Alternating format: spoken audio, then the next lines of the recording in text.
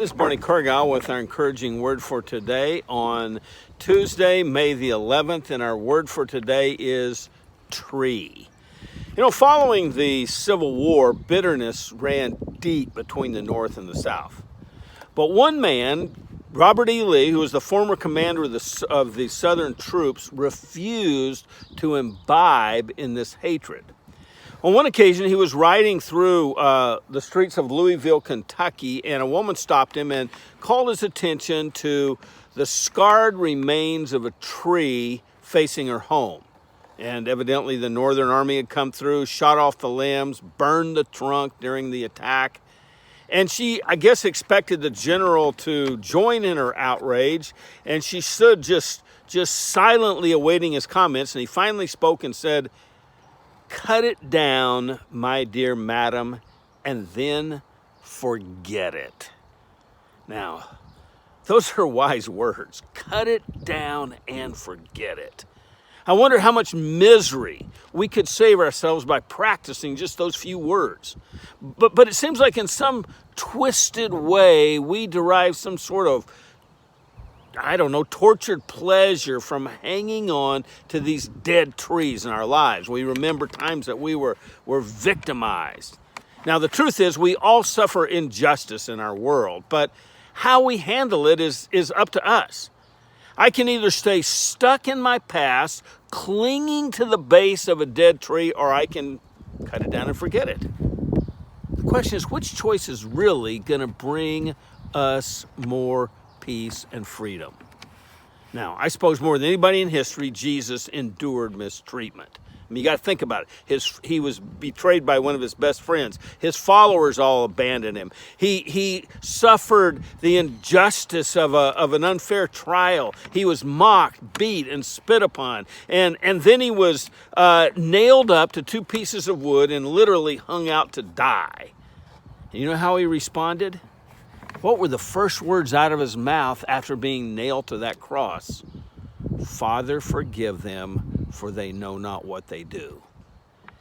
Now, let that sink in. And you go, how could Jesus do that?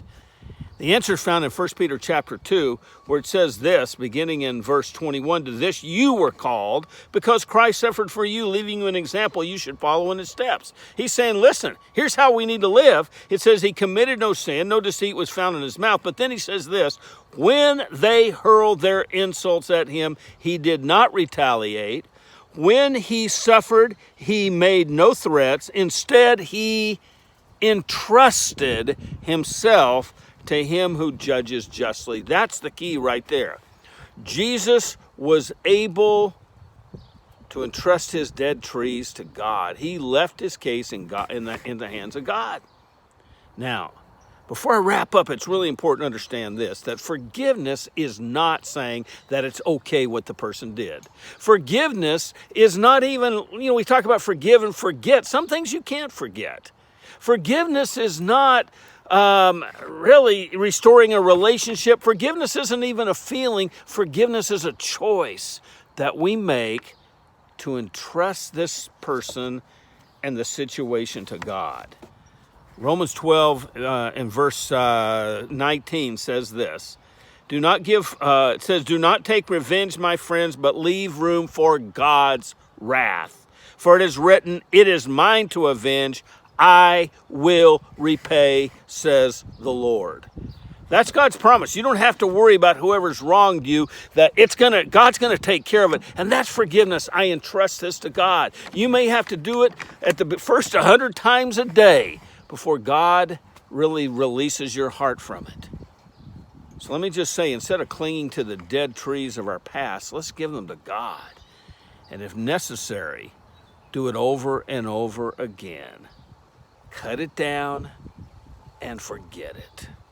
Now, if you like this message, please say so on Facebook, hit like, or you can also go to my YouTube channel and hit subscribe there and like as well. And so I appreciate all you're a blessing to me. So that is my encouraging word for today.